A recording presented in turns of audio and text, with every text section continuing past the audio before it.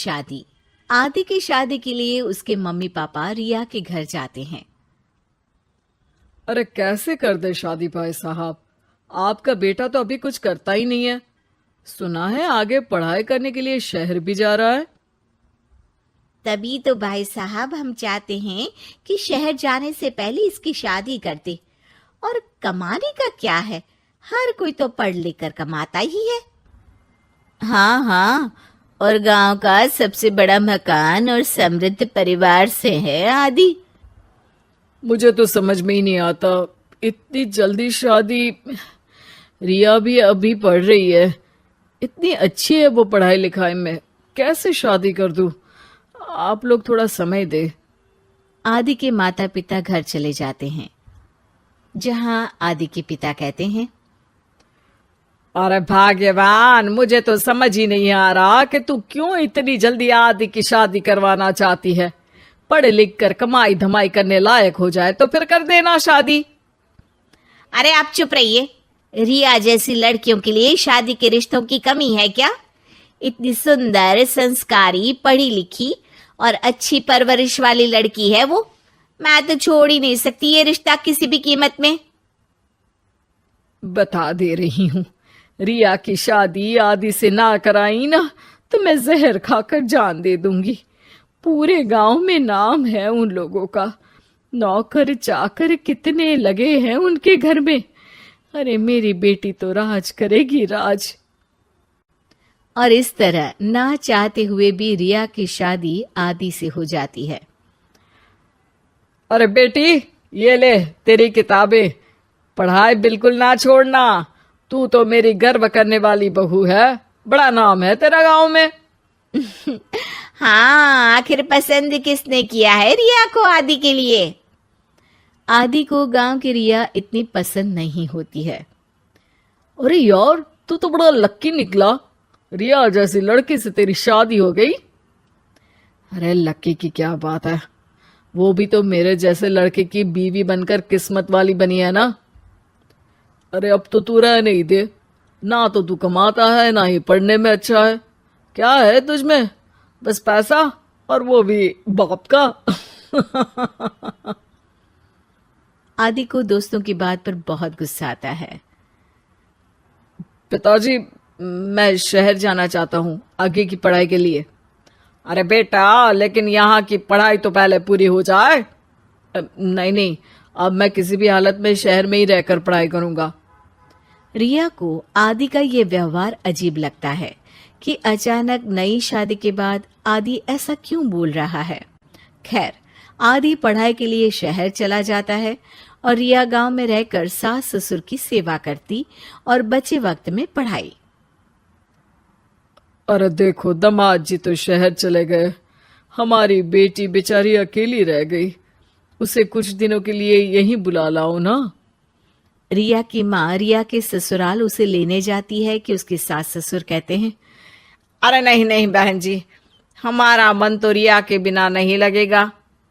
हाँ माँ, इनको तो शहर जाना ही था पढ़ाई के लिए, बस थोड़ा पहले चले गए। माँ खाली हाथ वापस आ जाती है।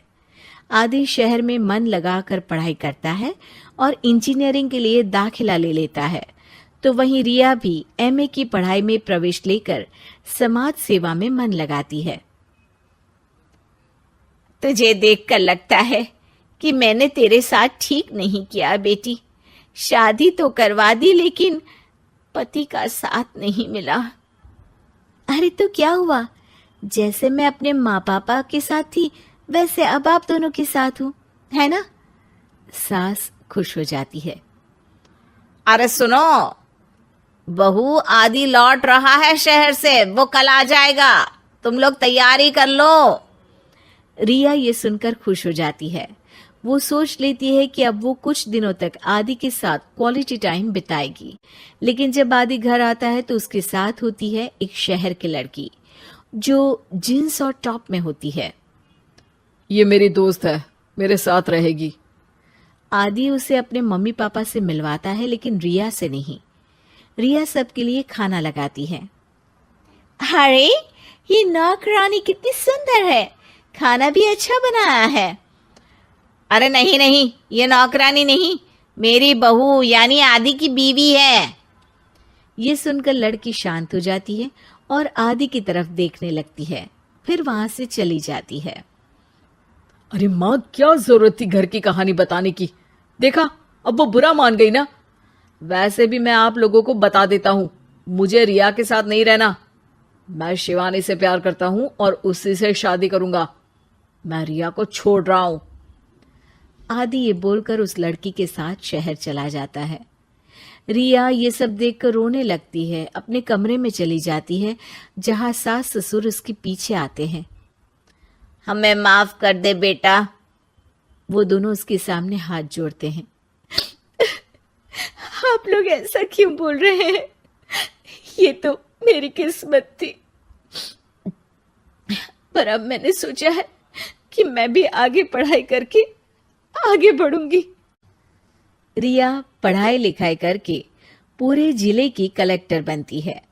आदि उसे छोड़कर शिवानी से शहर में ही शादी कर लेता है। फिर एक दिन रिया के ससुराल में, अरे बेटी रिया, तुझसे मिलने कोई आया है। कौन है माँ? हमें आपकी बहू के बारे में सब पता है।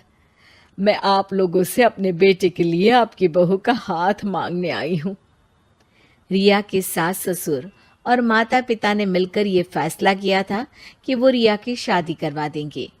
पूरे जिले में नाम कमा चुकी रिया की शादी उससे भी बड़े ओहदे के सिट से हो रही होती है कि शादी वाले दिन आदि भी वहां आ जाता है। अरे माँ, ये क्या हो रहा है? तेरी हिम्मत कैसे हुई घर में घुसने की? पूरे गांव में हम लोगों की नाक कटा अकेला छोड़ गया था एक लड़की के लिए, अब क्या लेने आया है? माँ, वो लड़की ठीक नहीं निकली। उसने मुझे धोखा दे दिया माँ। मैं रिया की कीमत समझ चुका हूँ। अरे इतने बड़े जिले की कलेक्टर है वो। मैं यहाँ नहीं था, फिर भी उसने आप लोगों का पूरा ध्यान रखा। बहुत लेट हो चुका है बेटा। रिया आज अपनी नई जिंदगी की शुरुआत करने जा रही है, अब उसे भी जीने का हक है। वो तेरी सुविधा से जिंदगी नहीं जी सकती। तूने तो हीरा खो दिया बेटा। का फूफा। अरे रिन्नी बहू, तेरे फूफा ससुर आ रहे हैं। घर को फिर से चमका दे, दूध को फाड़ कर रसगुल्ला बना ले, और हाँ, आरती की थाली तैयार रखना। रिन्नी सर पर हाथ रख लेती है। क्या बात है माँ जी, अब तो बुआ जी की शादी को 30 साल हो गए, लेकिन फूफा जी की खातिरदारी तो ऐसे होती है जैसे। अरे बहू, तुझसे ज्यादा तो मैं परेशान हूँ, लेकिन करूँ भी तो क्या। तेरे ससुर जी से उनकी माँ मरते वक्त यही मांग गई थी कि कुछ भी हो, उनके दामाद की खातिरदारी हमेशा रहनी चाहिए। तो बेटा। हाँ हाँ ठीक है माँ जी, मैं अभी जाकर इंतजाम करती हूँ। थोड़ी देर में एक छोटी सी हाइट का पतला सा आदमी घर के अंदर आता है। अरे नहीं नहीं, कुछ नहीं चाहिए हम लोगों को, घर में मेहमान आने वाले, भागो यहाँ से निकलो।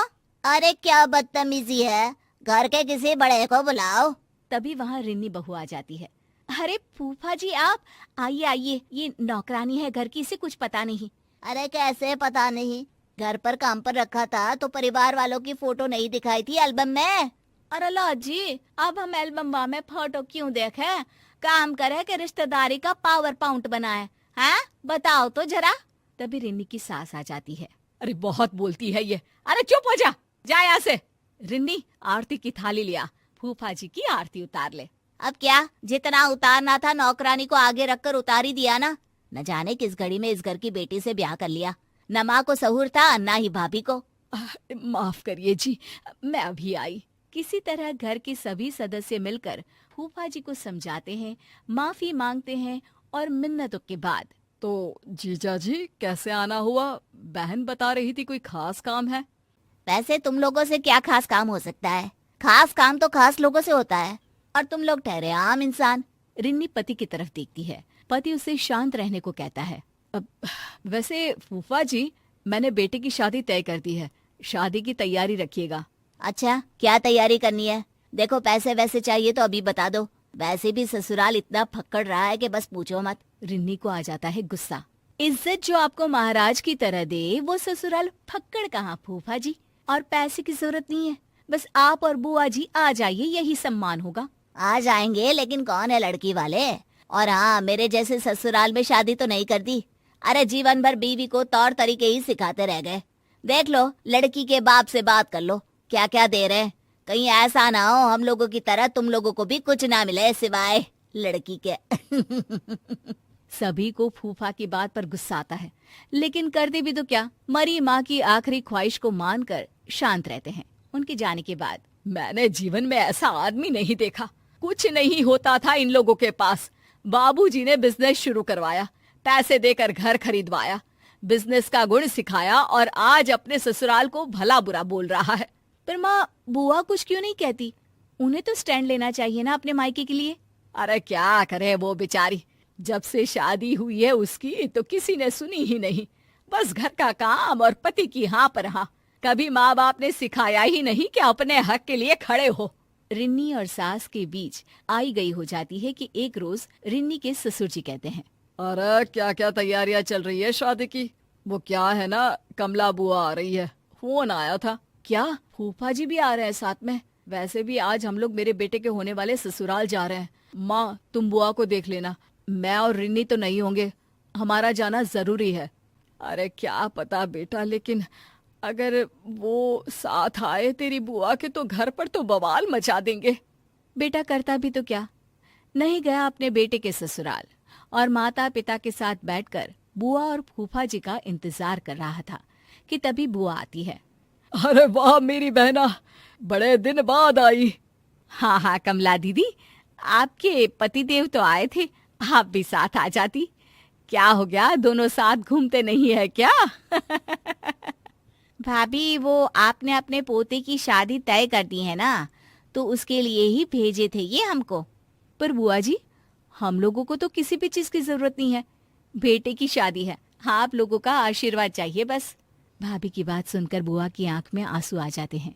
अरे दीदी, मायके आई हैं, खुश होइए। बिटिया मायके आकर फ्री होती है और आप हैं कि मन में भार ली हुई है। क्या हो गया बताइए? अरे क्या बताऊं भाभी, इन्होंने ही भेजा है। बोला है आप लोगों को साफ साफ बोल दूं कि शादी में ससुराल की तरफ से इनको सोने की चेन और 5,000 रुपये का चढ़ावा लड़की वालों से बोल कर दिलवा दे, नहीं तो ये शादी में नहीं आएंगे। मुझे भी धमकाया है कि नहीं तो मुझे अकेले ही भेज देंगे। और ये क्या बात होती है बेटा, हम लोगों ने तो किसी भी तरह के लेन देन के लिए मना कर दिया है। लड़की अच्छी है और उनकी माता पिता इतने सक्षम नहीं है। मैंने कुछ पैसे जमा किए हैं, वही आप लड़की वालों को बोलकर इन्हें दिलवा दीजिए ना, बाकी सोने की चेन का इंतजाम तो कर लूंगी मैं। अरे वो तो है मेरे पास, वही दे देंगे। रिन्नी बहू, जाकर सुनार के यहाँ से पॉलिश करवा लेना या तुड़वा कर नई ले लेना। बुआ के चेहरे पर मुस्कान आ जाती है। मैं आज भी आप लोगों पर बोझ बनी हूं ना भाभी। अरे कैसी बात कर रही हो, माँ पापा नहीं है तो क्या हुआ, तेरा भाई और भतीजा तो है ना। जीजा जी को बोलना सब कुछ मिलेगा, परेशान ना हो बस। शादी वाले दिन लड़की के पिता कहते हैं, ये लीजिए भाई साहब, ये पैसे और सोने की चेन। वैसे आप लोगों की औकात क्या इतना ही देने की है? और क्या क्या दे रहे हैं आप लोग दहेज में? या आपकी शादी भी ऐसे ही हो रही है जैसे मेरी हुई थी, फक्कड़? नहीं नहीं भाई साहब, हम लोगों को बिल्कुल लालची लोग नहीं मिले, बहुत ही समझदार हैं ये लोग। लड़की को ही दहेज मानते हैं, लेन देन के नाम पर भी सिर्फ यही लिया है जो आपके हाथ में है। हम तो खुश नसीब है कि हम लोगों को कोई मांगने वाला नहीं, ससुराल के कंधे पर रहने वाला दामाद नहीं, बल्कि अपने बल पर अपनी बीवी को संभाल लेने वाला दामाद मिला है। ये सुनकर फूफा जी का मुंह उतर जाता है और उसके बाद फिर वो कभी कोई डिमांड नहीं करते।